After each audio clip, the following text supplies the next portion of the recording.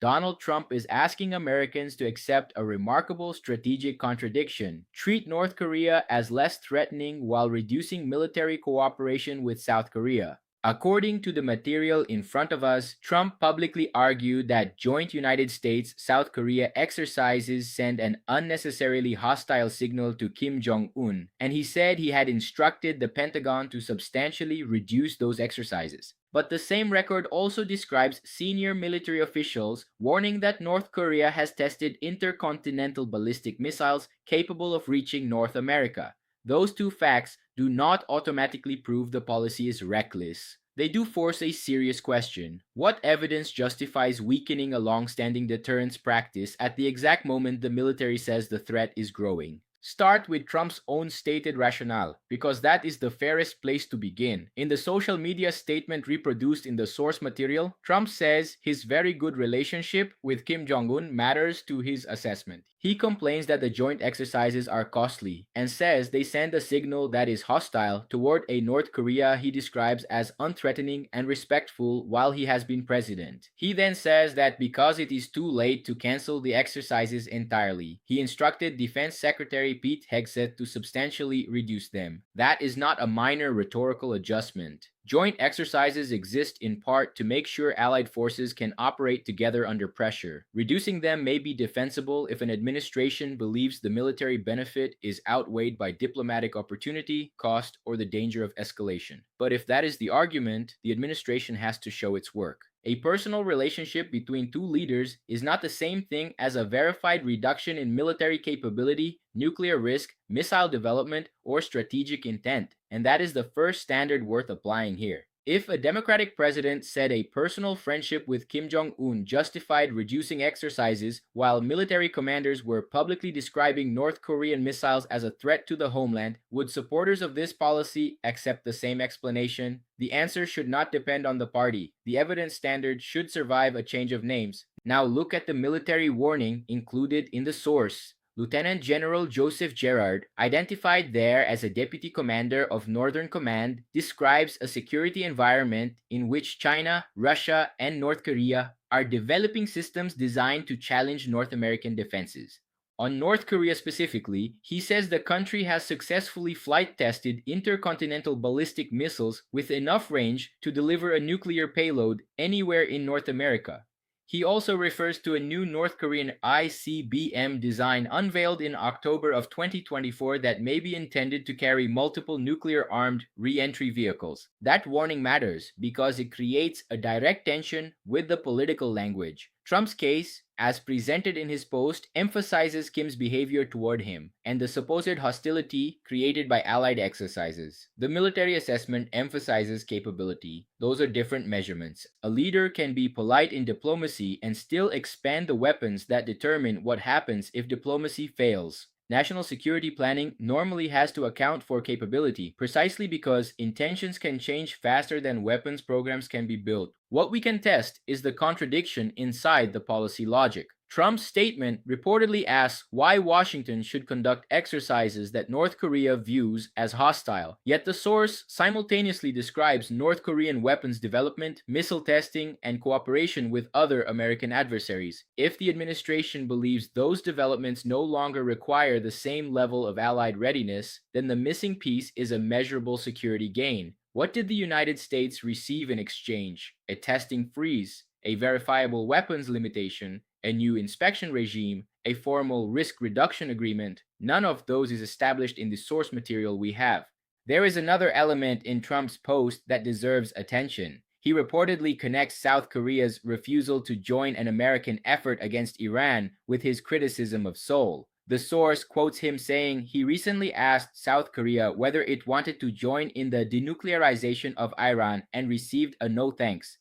That juxtaposition creates an obvious question about whether two separate relationships are being mixed together: the alliance on the Korean Peninsula and South Korea's willingness to participate in a different conflict. An ally can disagree with Washington on one military campaign without automatically becoming less valuable In another theater, if reductions in Korean exercises are partly a response to Seoul refusing participation against Iran, that would be a very different rationale from cost reduction or diplomacy with Pyongyang. The source does not establish which motive controlled the decision. That uncertainty matters because the administration's stated reason determines what evidence should be used to judge the policy.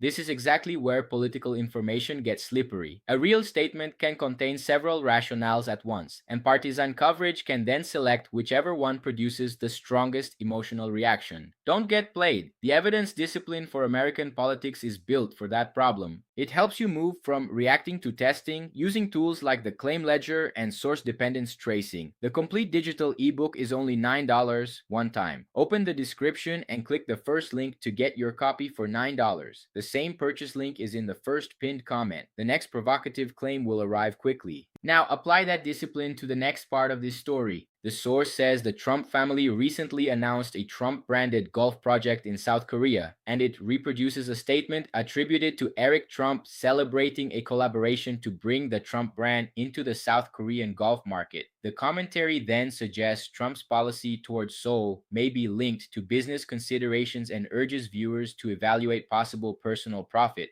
That is a legitimate conflict of interest question to examine, but the evidence line has to be bright. A business project and a government decision occurring in the same country do not, by themselves, prove a quid pro quo.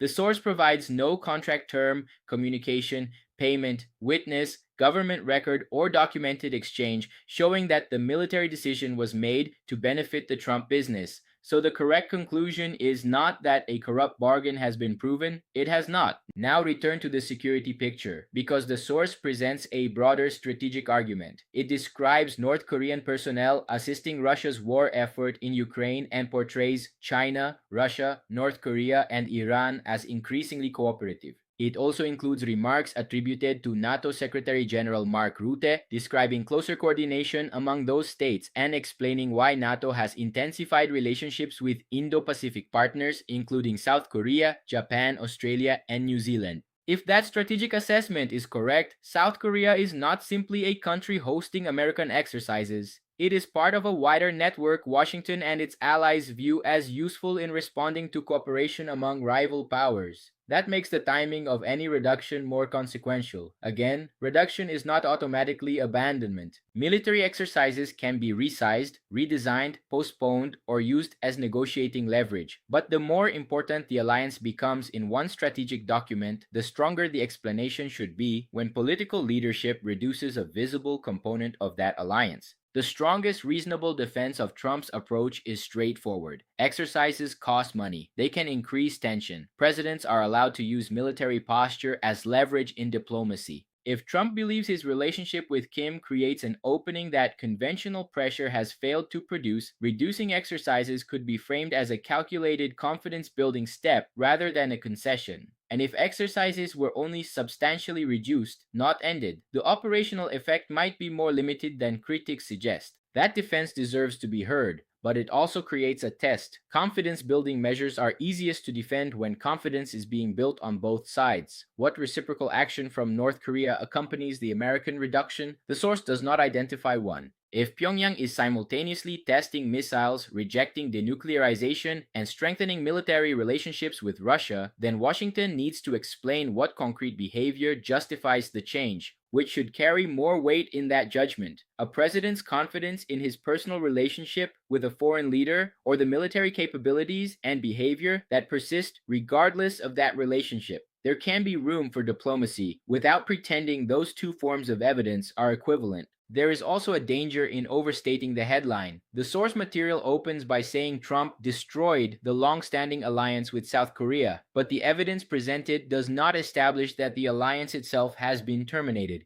It establishes, at most from the material before us, that Trump ordered a substantial reduction in joint exercises and publicly criticized the existing arrangement. Those actions could strain an alliance. They could alter deterrence. They could signal a shift in priorities. But destroyed is a conclusion stronger than the supplied evidence supports. That distinction is not semantic nitpicking. If we exaggerate the claim, we make it easier for defenders to dismiss the underlying issue. The more defensible criticism is also the more important one. Why would an administration reduce a readiness practice with a treaty ally while describing the opposing nuclear power as respectful and unthreatening, despite military warnings about that power's long-range capabilities? This is where institutional responsibility becomes central. The president has enormous authority over foreign policy and military posture. The Defense Department has responsibility for translating political decisions into operational planning. Congress has oversight powers and a responsibility to ask what changes in exercises mean for readiness, deterrence, cost, and alliance commitments.